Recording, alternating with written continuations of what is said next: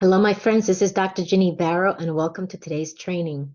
How would you like to be a more confident, assertive, expressive, engaging, influential, persuasive speaker? Many of us wish we could, and I know with many of my clients, we work on their communication skills so they can be stronger leaders who are able to communicate the mission, the vision of their department, their organization, the transformation that they may be going through. It's super valuable when you as a leader possess skill of communication, powerful communication. And today's training is going to hopefully be inspirational for you because for many of us who were not born in this country or whose English is their second language because they were raised in a household that spoke a different language, even though they lived in the US and they learned English when they went to school. For many of us, the thought of getting in front of people to speak, public speak, even when you were born and raised in the United States, in this country where I am speaking from, it can be very intimidating. It could feel daunting. It could get you very anxious. You may feel the butterflies that don't stop. You may feel your knees are shaking whenever you anticipate getting in front of the public, a group, your department, to give a talk. And the inspiration that I hope that I can help you gain today is that you don't have to be born a natural speaker. You don't have to come from a family where storytelling was a gift, an attribute that every family member had. You don't have to have been born in this country or speak perfect English for you to be an engaging communicator. And the only reason I know that is because of my own example. If you had asked me when I came to the US in 1983 that I was going to actually make a living by getting in front of an audience and speaking, I would have told you, you are absolutely crazy. What are you talking about? Look at me. I can barely say my name in English. I'm joking, of course. I could say my name in English. And so here we are. 40 years later, I am now making a living by public speaking, by being an engaging communicator. How did that happen? How did I gain the level of confidence to get in front of people? I'm going to start at the end, which is a little different.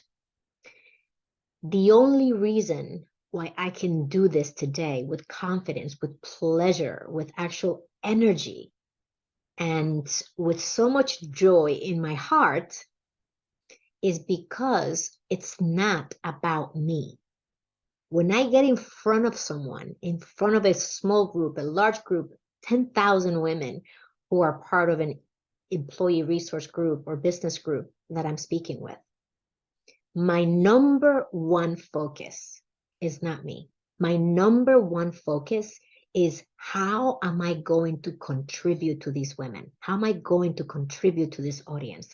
How am I going to share my knowledge, my insights, the golden nuggets that I've gleaned over my career to support them because they need that support?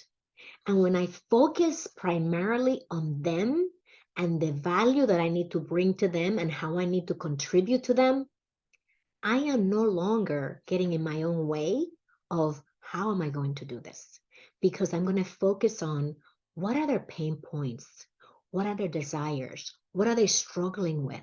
What message do I want to share with them that will support them and help them, no matter where they are in their careers? And then because I have experience, over 30 years of experience, what part of my experience can I hold on to? Can support me in adding value to this audience? And that's how I do it. That's how I get the courage to get in front of an audience and do it. And once I know my message, what I want to share, I make sure that it's concise. It's got 3 main segments to my talk. And I also make sure that I do this piece, which is so important, and that requires vulnerability. That's why I'm starting at the end. you need to be vulnerable to be an engaging communicator.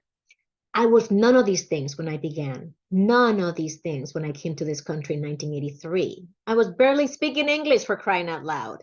So how could I be any of the things that I already mentioned? Focused on contribution, focused on the message that I'm giving to them, and focused on how am I going to add value to them. It's impossible. It was impossible for me. But this part, storytelling, is so important, which requires you to be vulnerable. And I couldn't be vulnerable back then because that was my life. My whole life felt vulnerable, right? I didn't speak the language. I didn't know the culture. I didn't have any friends. I was exposed. I was constantly feeling vulnerable. So I couldn't be vulnerable back then because I felt exposed constantly. But as I began my career and gained more muscle to cover my skeleton of vulnerability, I was then able to gift myself being vulnerable. Once I became stronger, once I spoke English, once I was able to articulate my ideas. Because back then I was afraid to be found out. I was already feeling like a fraud or feeling like an imposter. Like, oh my goodness, I don't belong in this room. And I knew that I was smart. I knew that I had potential, but I know that I didn't have the physical ability, the capability to communicate and articulate and express what was in my head, even though I knew what was in my head. And so being vulnerable by sharing your stories is so crucial to being an engaging communicator. How do we tell the stories? And I'm getting ready, I'm preparing actually to present at the McKinsey Hispanic Latino Executive Leadership Program this coming Monday about exactly this topic, storytelling, and how as a leader, when we engage with stories, we become more human, we become more trusting. People can actually feel us instead of just hear us. And that's what storytelling and being vulnerable requires. So how does that look? Being vulnerable as a leader when you're trying to start a new project, a new initiative, and you're trying to engage people, enlist them, enroll them on your goal, being vulnerable means that you get to go to a place during your background, in your history, your career past, where something similar was happening, where you were facing a challenge, where the team felt stretched thin, where resources were scarce, where uncertainty was high. And you get to bring them back to that time, that place in time when things were difficult. And you're able to share a compelling moment. What happened? Who was involved? What were the decisions that needed to be made? And what was the ultimate outcome? Without forgetting what you had to do, how you felt, and how you got yourself from where you felt to a place where you could help the team overcome the challenges that the team was facing. That's how you create a compelling story. And a compelling story has to always focus on your audience. What are they worried about? What are they concerned about? What is the elephant in the room? Bring it out through your story and then help them understand and inspire them by sharing a similar story of your past, of your team, of your life, of someone else that you have permission to share their story, where you learned something that supported you when you were going through something difficult. And when we do that, my friends, when we're able to bring a story to bear, when we are able to share vulnerably, authentically, genuinely with them, they then see themselves as part of the story. They can connect to you individually, they can connect to a bigger cause, and they can see hope. They can feel more empowered to move forward.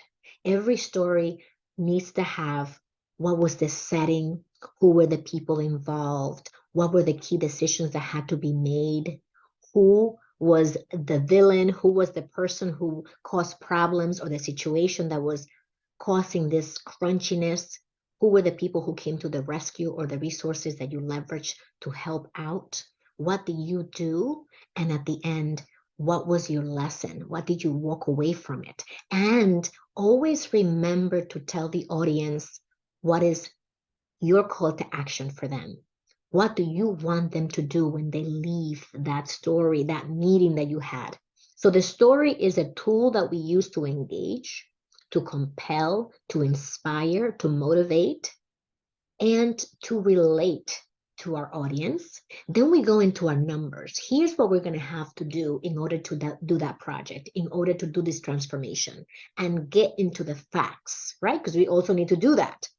Once you get into the facts, then you close your entire meeting, you close your session, going back to a call to action. What do you want people to do? And finally, you close again with a tender, with a heart story, a short, brief story around. And just like we did when we had this situation before, I know that our team is smart, we are resourceful, we have our executive team behind us, and that we will be able to succeed because we have each other's back and we have each other's support.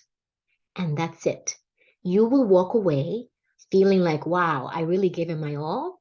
I was vulnerable. I shared from my heart. And I could see in their eyes and in their faces how things were resonating for them. You will see as you share your story where it's landing and where it's not. Make sure that you use examples that resonate with your audience. For example, I am a baseball fan. My son and I are always in baseball fields, right? Because my son plays baseball.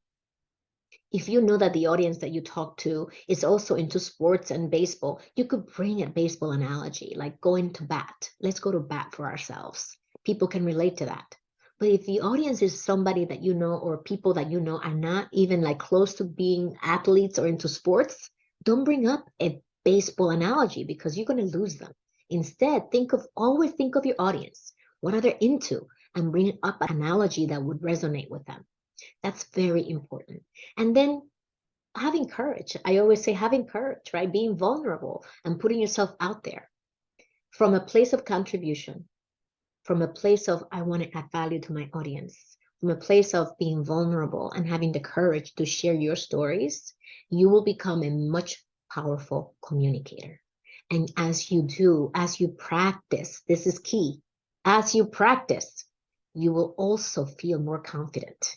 And as the years go by, you could be doing something that you have no idea right now that you're capable of doing. And you need to try. You need to go to bat for yourself. You need to start exposing your stories, being vulnerable in the context of serving the audience that you are speaking with.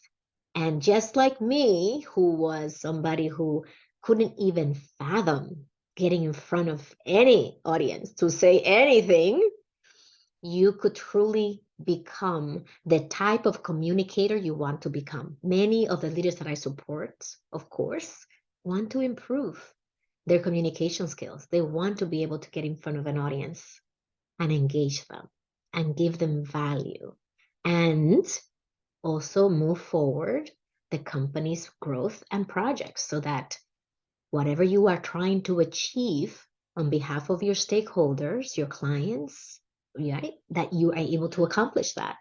And we can do that as long as we are intentional about developing our communication skills. So I am hoping that this training supports you today to get some ideas of how you can begin the journey to improve your communication skills by getting out of the way. Just remove yourself from the equation and focus on your audience and how you can contribute to them by being vulnerable with them and sharing stories from your heart that truly engage and resonate with them, and by practicing putting yourself out there over and over. And as you do, you will be feeling so much better, so much more empowered. If this supports you, and if you would like to engage with me on many different things, not only communication, but on your leadership in general, if you wanted to be a more inclusive leader, a more empowered leader who is able to lead, engage, and influence your team powerfully, coach and mentor them, then if you happen to be a woman listening to me, I am the host and facilitate the Fearless Leadership Mastermind, which is a 6-month program that supports you to take your leadership skills to a whole new level. And if you want to coach with me privately, one-on-one, we can also do that. But I would really encourage you, no matter where you are in your journey, to truly think about What kind of resources can I leverage to improve my communication, to improve my leadership in general, and to reach my full potential as a leader? I haven't even started to scratch the surface as it relates to my potential. That's how I feel. And if you feel anything like me, then I know I am going to look for support to help me get to the next level. So if you want to connect with me, you can always go to callwithginny.com. And if you happen to be listening to this training before July 10th, 2023, I invite you, while seats last, to join me at the Fearless Leaders Challenge, where I will be hosting talented, high potential female leaders who are ready to take the next step to uncover what is that next level of potential that they have to tap into in order to gain all the things they want in their career. So freedom, confidence, courage, clarity to move forward and to do it from a place of this has meaning for me. This matters to me. So if that's you, go to fearlessleaderschallenge.com and sign up to save your VIP seat while the seats last. And the training is 100% free. It's over $4,000 of value, free. So don't waste this opportunity. I hope to see you there. In the meantime, live with purpose, live with joy. I'll see you soon.